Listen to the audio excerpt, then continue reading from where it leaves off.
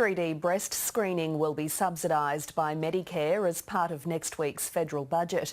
And the controversial tampon tax would be axed if there's a change of government, with Labor turning its attention to women's health too.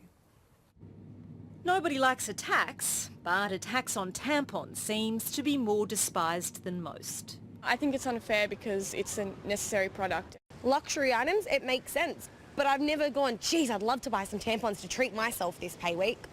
Labor is promising to abolish the standard 10% GST on sanitary products if it wins the next election. We believe that women will save about $1,000 over their lifetime. Australian women collectively spend about $300 million a year on pads and tampons. $30 million of that goes to GST revenue for the states and territories. For the GST to change, the states and territories have to agree. The Coalition has raised this issue in the past, and recently the states and territories rejected it.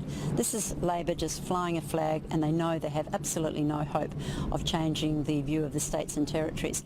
Labor believes it can get them on side by replacing the revenue lost from the tax with a new tax on some alternative therapies.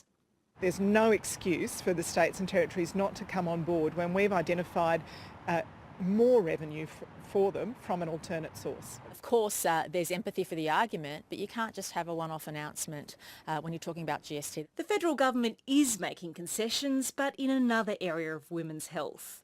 From November, it'll provide a $200 subsidy for 3D breast cancer screening. So it's fantastic that people won't now have to pay such out-of-pocket cost, and that everybody who's recommended to have this test can do so. The subsidy will be included in next week's budget. Ashley Raper, ABC News.